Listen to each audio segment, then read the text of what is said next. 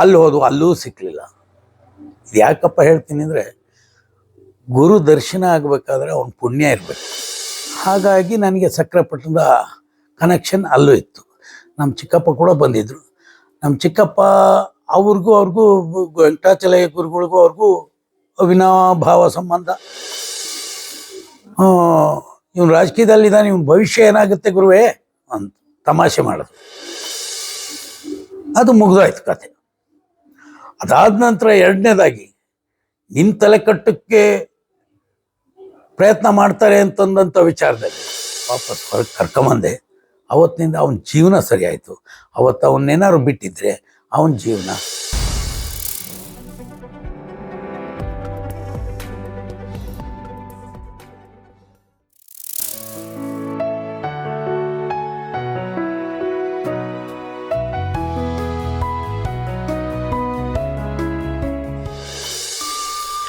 ಮನೆ ಮನಗಳಲ್ಲಿ ಬಾಳಿನ ಬೆಳಕಿನ ದೀಪ ಹಚ್ಚುತ್ತಿರುವ ಕಾಮಧೇನು ಕಲ್ಪವೃಕ್ಷವಾಗಿ ಸದಾ ಸರ್ವಜನರನ್ನು ಕಾಯುತ್ತಿರುವ ಸದ್ಗುರುಗಳೇ ನಮ್ಮ ಗುರುನಾಥರು. ಇಂಥ ಸರ್ವಶ್ರೇಷ್ಠವಾದ ಸ್ಥಳವನ್ನು ಸ್ವಚ್ಛವಾಗಿ ಶುಭ್ರವಾಗಿಟ್ಟುಕೊಳ್ಳುವುದು ನಮ್ಮೆಲ್ಲರ ಅತ್ಯಂತ ಆದ್ಯ ಕರ್ತವ್ಯವಾಗಿದೆ. ತಾವುಗಳು ಶ್ರೀ ಗುರುನಾಥರ ವೇದಿಕೆಗೆ ಬರುವಾಗ ಯಾವುದೇ ಹಣ್ಣು ಹಂಪಲು, ಸಿಹಿ ತಿನಿಸುಗಳು, ಇನ್ಯಾವುದೇ ಪದಾರ್ಥಗಳನ್ನು ತಂದರೆ ಅದನ್ನು ಶ್ರೀ ಗುರುನಾಥರ ವೇದಿಕೆಯಲ್ಲಿ ಗುರುಗಳಿಗೆ ಸಮರ್ಪಿಸಿ ಮತ್ತೆ ಅವುಗಳನ್ನು ನಿಮ್ಮ ಮನೆಗೆ ತೆಗೆದುಕೊಂಡು ಹೋಗಿ ಸುತ್ತಮುತ್ತಲಿನವರಿಗೆ ಪ್ರಸಾದ ರೂಪವಾಗಿ ಕೊಡಿ.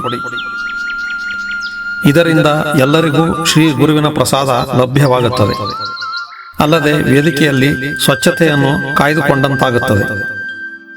ನಿಮ್ಮಿಂದಾಗಿ ನಿಮ್ಮ ಪರಿಸರದ ಅಕ್ಕಪಕ್ಕದ ಮನೆಯವರಿಗೆ ಗುರುಪ್ರಸಾದ ತಲುಪಿಸಿದ ಪುಣ್ಯವು ದೊರಕುತ್ತದೆ. ಇದು ಕೂಡ ನಾವು ಗುರುಗಳಿಗೆ ಕೊಡುವ ಅತ್ಯಂತ ಕಾಯಕಪೂರ್ಣ ಸೇವೆಯಾಗಿದೆ. ವೇದಿಕೆಯಲ್ಲಿ ಗುರುನಾಥರಿದ್ದಾರೆ. ತಾವು ಈ ಕ್ಷೇತ್ರವನ್ನು ನಿರ್ಮಲವಾಗಿಟ್ಟುಕೊಳ್ಳಬೇಕು. ಈ ಸ್ಥಳ ಎಷ್ಟು ಸ್ವಚ್ಛವಾಗಿರುತ್ತದೋ ಹಾಗೆ ನಮ್ಮ ಮನಸ್ಸು ಕೂಡ ಗುರುನಾಥರೆಡೆಗೆ ಸಾಗುತ್ತದೆ. ಹಾಗಾಗಿ ಸರ್ವರು ಸ್ವಚ್ಛತೆ ಕಡೆಗೆ ಆದ್ಯತೆ ನೀಡಬೇಕೆಂದು ಕೇಳಿಕೊಳ್ಳುವ ನಿಮ್ಮ ಗುರು ಸೇವಕ. ಅದು ತಪ್ಪಲಿಲ್ವೋ? ಈಗ ಚೆನ್ನಾಗಿಲ್ವ ನೀನು? ಹಾಗೆ ಜೀವನದಲ್ಲಿ ಇದೆಲ್ಲ ಬರುತ್ತೆ, ಇದಾಗೋದೇ. ಹೋಗು ಒಳ್ಳೇದಾಗುತ್ತೆ. ನಾನು ಹೇಳ್ತೀನಿ, ಹೋಗು ಒಳ್ಳೇದಾಗುತ್ತೆ. ಈ ರೀತಿ ಹೇಳಿ ಕಳಿಸಿರು. ನಾವು ಹಿಂದೆ ಹೋಗ್ತಾ ಇದ್ದರು, ಕಾರ್ ನಿಲ್ಲಿಸಿ ಗುರುಗಳು ಹೋದ್ರೆ ಈ ಕಡೆ. ಈಗ ಹೋದ್ರು ಎಲ್ಲ ಅಂಗಡಿಯವ್ರು, ಈಗ ಹೋದ್ರು ಅಂತ ಕೈ ತೋರಿಸು. ದೇವನೂರು ಬಿಟ್ಟು ಮುಂದಕ್ಕೆ ಬಂದು ಬಾಣಾವರದಲ್ಲಿ ಹುಳಿಯಾರ್ ಬೀದಿಲಿ ಇರುವಂಥ ಸೇಟು ಅಂಗಡಿಗಳು, ಶೆಟ್ರ್ ಅಂಗಡಿಗಳು, ಎಲ್ಲ ಅಂಗಡಿಗಳು ಮುಂದೆ ಬಂದು ಬಾಗಿಲಲ್ಲಿ ನಿಂತಿದ್ದಾರೆ. ಗುರುಗಳು ಹೋದ್ರ ಕೆಳಗಡೆ ವೇದಿಕೆಯಲ್ಲಿ ಇರ್ಬೇಕು ನೋಡಿ, ಅಲ್ಲಿಗೆ ಹೋಗಿರ್ಬೇಕು. ಈಗ ಹೋದ್ರು, ಸ್ಕೂಟ್ರಲ್ಲಿ ಹೋಗಿದ್ದಾರೆ. ಯಾರೋ ಮುಂದೆ ಒಬ್ಬ ಓಡಿಸ್ತಾ ಇದ್ದೇನೆ, ಹಿಂದ್ಗಡೆ ಒಬ್ಬರು ಪಂಚೆ ಉಟ್ಕೊಂಡು ಮೇಲೊಂದು ವಸ್ತ್ರ ಹಾಕ್ಕೊಂಡು ಕೂತಿದ್ರು. ಅಲ್ಲಿ ಹೋದ್ವು, ಅಲ್ಲೂ ಸಿಕ್ಕಲಿಲ್ಲ. ಇದು ಯಾಕಪ್ಪ ಹೇಳ್ತೀನಿ ಅಂದರೆ, ಗುರು ದರ್ಶನ ಆಗಬೇಕಾದ್ರೆ ಅವನ ಪುಣ್ಯ ಇರಬೇಕು. ಅಷ್ಟು ಸುಲಭವಾಗಿ ಸಿಗ್ತಾನೆ ಇರಲ್ಲ. ಭಾಳಷ್ಟು ಜನ, ಇನ್ನೊಬ್ಬರು ನಮ್ಮ ಸ್ನೇಹಿತರೊಬ್ಬರನ್ನ ಕರ್ಕೊಂಡು ಹೋಗಿದ್ದೆ, 2 ಸರಿ ಕರ್ಕೊಂಡು ಹೋದ್ರು ಗುರುಗಳು ಸಿಕ್ಕಲೇ ಇಲ್ಲ. ಅರಸೀಕೆರೆ MLA ಕ್ಯಾಂಡಿಡೇಟ್ ಆಗಬೇಕು ಅಂತ ಓಡಾಡಿದಂಥ ಮನುಷ್ಯ, BJPಯಿಂದ 2 ಸರಿ ಹೋದರೂ ಸಿಕ್ಕಲಿಲ್ಲ. ಅವನು ಬರಲಿಲ್ಲ. ಇವತ್ತು ಅಂತಾನೆ, ನನಗೆ ಕೊನೆಗೂ ಗುರುಗಳ ದರ್ಶನ ಆಗಲಿಲ್ಲ. ಅಷ್ಟು ಇದಿತ್ತು. ಅಲ್ಲೇನಾಗುತ್ತೆ ಅಂದರೆ, ಆ ಗುರು ದರ್ಶನ ಆದರೆ, ಅವರ ದೃಷ್ಟಿ ನಮ್ಮ ಮೇಲೆ ಬಿದ್ದರೆ 100ಕ್ಕೆ 110% ನಮ್ಮ ಸಮಸ್ಯೆ ಪರಿಹಾರ ಆಗುತ್ತೆ ಅನ್ನೋ ನಂಬಿಕೆ ನನಗೆ. ನಾನು ಅವ್ರ ಒಡನಾಟದಲ್ಲಿ 35 ವರ್ಷ ಹಿಂದೆ ನೋಡಿದಂಥ ಒಡನಾಟದಲ್ಲಿ, ಮತ್ತು ಅವರು ದೈವಾಧೀನರಾಗುವ ದಿವಸ ತನಕನೂ ನಾನು ಅವರ ಹೋಗೋದು ಬರೋದು, ಏನು ಕೆಲಸ ಇರಲಿ ಬಿಡಲಿ, ಹೋಗೋದು ಬರೋದು ಇದ್ದೇ ಇತ್ತು. ಅದ ನಂತರದಲ್ಲಿ ಅವ್ರು ಸಿಕ್ಕಿದ್ದೇ ಒಂದು ಪುಣ್ಯ. ಅವತ್ತು ಗುರುಗಳು ನಮಗೆ ಸಿಕ್ಕಲೇ ಇಲ್ಲ. ನಮ್ಮ ಸ್ನೇಹಿತರು ಅವ್ರನ್ನ ಕರ್ಕೊಂಡು ಹೋದಾಗ ಗುರುಗಳು ಸಿಕ್ಕಲೇ ಇಲ್ಲ. ಸರಿ, ವಾಪಸ್ ಬಂದು ಅವ್ರದ್ದೇ ಆದಂಥ ಅನುಭವ ನನಗೆ. ಇನ್ನೊಂದು ದಿವಸ ಕರ್ಕೊಂಡೋದು, ಇನ್ನೊಂದು ದಿನ ಕರ್ಕೊಂಡೋದ್ರೆ ಅವ್ರ ಮನೇಲಿದ್ದರು. ಹೋದ ತಕ್ಷಣ ನಮ್ಮ ಚಿಕ್ಕಪ್ಪ ಒಬ್ಬರು, ನಮ್ಮ ತಂದೆ ತಮ್ಮ ಅನಂತರಾಮಯ್ಯ ಅಂತ, ಅವರ ಹೆಂಡತಿ ಅಕ್ಕನ್ನ ವೆಂಕಟಾಚಲಯ ಗುರುಗಳ ಸಂಬಂಧಿಕರಿಗೆ ಕೊಟ್ಟಿದೆ. ಹಾಗಾಗಿ ನನಗೆ ಸಕ್ರೆಪಟ್ಟಣದ ಕನೆಕ್ಷನ್ ಅಲ್ಲೂ ಇತ್ತು. ನಮ್ಮ ಚಿಕ್ಕಪ್ಪ ಕೂಡ ಬಂದಿದ್ದರು. ನಮ್ಮ ಚಿಕ್ಕಪ್ಪ ಅವ್ರಿಗೂ ವೆಂಕಟಾಚಲಯ ಗುರುಗಳಿಗೂ ಅವ್ರಿಗೂ ಅವಿನಾಭಾವ ಸಂಬಂಧ, ನೆಂಟರು. ಹಾಗಾಗಿ ಅಲ್ಲಿಗೆ ಹೋದ್ರು. ಅವ್ರು ಕೇಳಿದ್ರು. ಆಮೇಲೆ ಇದು ದಂಪತಿ ನೋಡಿದ್ರು, ಮಾತಾಡಿಸಿದ್ರು. ನಾನು ನಿಷ್ಠುರವಾಗಿ ಹೇಳ್ತೀನಿ, ಬೇಜಾರಾಗಬಾರ್ದು, ನಿಷ್ಠುರವಾಗಿ ಹೇಳ್ತೀನಿ, ಬೇಜಾರಾಗಬಾರ್ದು, ಇದೇ ಮಾತು ಹೇಳಿದ್ರು. ಮಕ್ಕಳಾಗಲಿಲ್ಲ ಅಂತ ಈಗ ಬಂದಿದೆಯಾ? ಯಾವತ್ತು ಮಕ್ಕಳನ್ನ ನೀನು ಪ್ರೀತಿ ಮಾಡಿದ್ದೆ? ಎಷ್ಟು ಮಕ್ಕಳನ್ನ ಪ್ರೀತಿ ಮಾಡಿದೀಯಾ? ಆ ಎಮ್ಮಷ್ಟನ್ನಾಗಿ ಸುಮ್ಮನೆ ನಿಂತಿತ್ತು. ಕೊನೆಗೆ ಅಲ್ಲಿ ಯಾವುದೋ ಒಂದು ಏನೋ ಹುಷಾರಿಲ್ಲ ಅಂತನೋ ಏನೋ, ತುಂಬ ಬಡವರು ಭಿಕ್ಷುಕರ ಥರ ಕಾಣೋ ಅಂಥ ಆ ಹೆಂಗಸು ಬಂದಿತ್ತು. ಗಿಡಬುಡಿಕೆ ಮನೆಯದಿರಬೇಕು ಅನಿಸುತ್ತೆ. ಬಂದಿತ್ತು. ಆ ಮಗುನ ಇವ್ರ ಮಡ್ಲಿಗೆ ಹಾಕಿಸಿ, ಸೆರ್ಗೊಡ್ಡು, ಆ ಮಗು ಎತ್ಕೊ, ನಿನಗೆ ಈ ಜನ್ಮದಲ್ಲಿ ಋಣ ಇಲ್ಲ, ಮುಂದಿನ ಜನ್ಮಕ್ಕಾದರೂ ಆಗುತ್ತೆ, ನೀನು ಆ ಮಗು ಎತ್ಕೊ ಅಂದರು. ಇದು ಅವರು ಆವತ್ತು ಆಡಿದ ಮಾತು ಇವತ್ತು 40 ವರ್ಷ 35 ವರ್ಷ ಆಗಿದೆ ಅಂದರೆ ಇವತ್ತು ಅದು ಸತ್ಯವಾಗಿದೆ. ಅವ್ರಿಗಾಗೇ ಇಲ್ಲ. ಅವತ್ತು ಹೇಳಿದಾರೆ ಅದನ್ನ, ಆ ಮಾತನ್ನು. ಅದಾದ ನಂತರ ಇನ್ನೂ ಕೆಲವು ನಿನ್ಗೆ ಹೇಳೋದಿದೆ, ಹೇಳೋಣ? ಅವರು ಹೇಳಿ, ಅಲ್ಲಿ ಆ ರೂಮಿಗೆ ನಡಿ, ಅಲ್ಲಿ ಹೇಳ್ತೀನಿ, ಇಲ್ಲಿ ಬೇಡ. ರೂಮಿಗೆ ಕರ್ಕೊಂಡೋಗಿ ಅವ್ರ ಇಡೀ ವಂಶದ ಚರಿತ್ರೆನ ಅವ್ರಿಗೆ ಹೇಳಿದರು.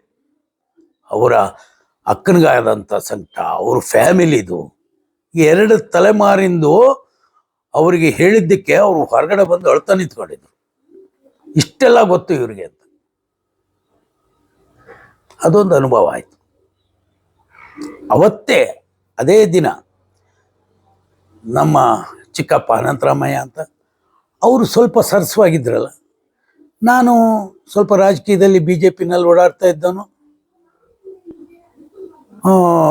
ಇವನು ರಾಜಕೀಯದಲ್ಲಿದ್ದಾನೆ, ಇವನು ಭವಿಷ್ಯ ಏನಾಗುತ್ತೆ ಗುರುವೇ ಅಂತ ತಮಾಷೆ ಮಾಡಿದ್ರು. ಅವರು ಏನೂ ಹೇಳಿಲ್ಲ, ಸುಮ್ಮನೆ ಇದ್ದರು. ಆಮೇಲೆ ನನ್ನ ಕರೆದ್ಬಿಟ್ಟು, ನೋಡು ನೀನು ಭಾಳ ಹುಷಾರಾಗಿರ್ಬೇಕು ಅಂದರು. ಕೈ ಮುಕ್ಕೊಂಡು ಸುಮ್ಮನೆ ನಿಂತಿದ್ದೆ. ಹುಷಾರಾಗಿರ್ಬೇಕು, ನಿಮ್ಮೂರಲ್ಲಿ ಒಂದು ಅಕಾಲಿಕ ಮರಣ ಆಗುತ್ತೆ. ನನ್ನ ದೃಷ್ಟಿಲಿ ಆಗೇನಾದ್ರೂ ಮಧ್ಯ ಅವ್ರಿಗೇನು ಡಿಸ್ಟರ್ಬೆನ್ಸ್ ಬರ್ದಲೆ ನೇರವಾಗಿ ಅವರು ನನ್ನ ಮಖ ಕೊಟ್ಟು ಮಾತಾಡಿದರೆ ಯಾರು ಅಕಾಲಿಕ ಮರಣ ಆಗ್ತಾರೆ ಅನ್ನೋದು ಹೆಸರು ಹೇಳ್ಬಿಡೋರೋ ಏನೋ, ಅಷ್ಟು ಭಯ ಆಯಿತು ನನಗೆ. ಸರಿ ಹೇಳ್ಬಿಟ್ರು, ಅಕಾಲಿಕ ಮರಣ ಆಗುತ್ತೆ, ನೀನು ರಾಜಕೀಯದಲ್ಲಿದೆಯಾ, ನಿನ್ನ ಛತ್ರುಗಳು 8 ಮನೆಯವರಿದ್ದಾರೆ. ಕರೆಕ್ಟ್ ನನಗೆ ಚೆನ್ನಾಗಿ ಗೊತ್ತು 8 ಮನೆಯವ್ರು ಯಾರ್ಯಾರು ಅಂತ. 8 ಮನೆಯವರು ನಿನ್ನ ಮೇಲೆ ತರಕ್ಕೆ ನೋಡ್ತಾರೆ. ಭಾಳ ಹುಷಾರಾಗಿರ್ಬೇಕು, ಭಾಳ ಹುಷಾರಾಗಿರ್ಬೇಕು. ನೀನು ಎಷ್ಟೇ ಹುಷಾರಾಗಿದ್ರು ನೀನು ಸ್ಟೇಷನ್ಗೆ ಹೋಗೋದನ್ನು ತಪ್ಪಿಸ್ಕೊಳಕ್ಕಾಗಲ್ಲ ಅಂತ ಹೇಳಿದ್ರು.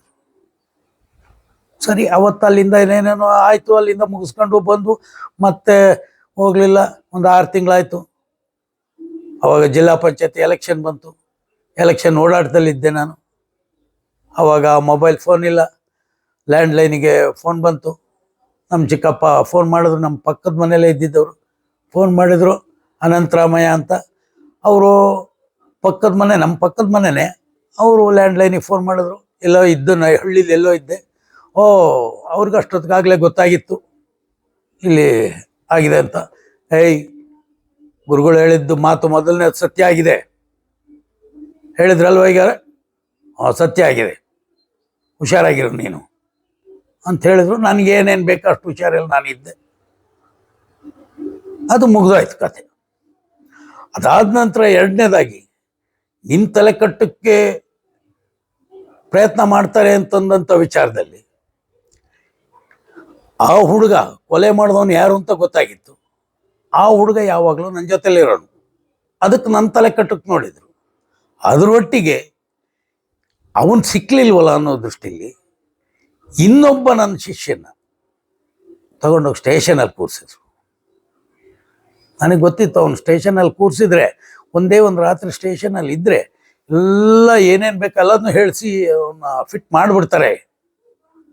ಆವಾಗ ನನ್ನ ರಾಜಕೀಯ ಒಂದು ಪ್ರಭಾವ ಬೀರಿ ಅಲ್ಲಿ ಯಾರ್ಯಾರಿಗೆ ಏನೇನು ಹೇಳಬೇಕು ಹೇಳ್ಕೊಂಡು ಅವನ್ನ ರಾತ್ರಿ ಅಲ್ಲಿ ಬಿಡ್ದಲೆ ವಾಪಸ್ ಹೊರಗೆ ಕರ್ಕೊಂಬಂದೆ.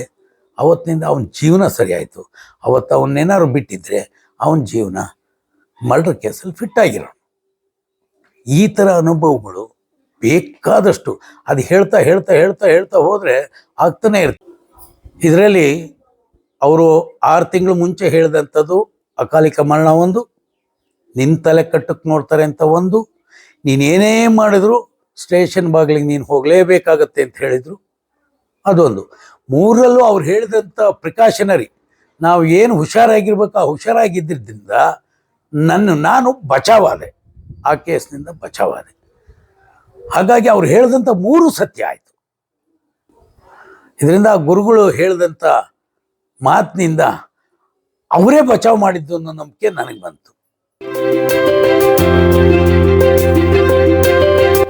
ದಯಮಾಡಿ ಲೈಕ್ ಮಾಡಿ, ಶೇರ್ ಮಾಡಿ, ಸಬ್ಸ್ಕ್ರೈಬ್ ಮಾಡಿ, ಮರೆಯದೆ ಬೆಲ್ ಬಟನ್ ಒತ್ತಿ. ಧನ್ಯವಾದಗಳು.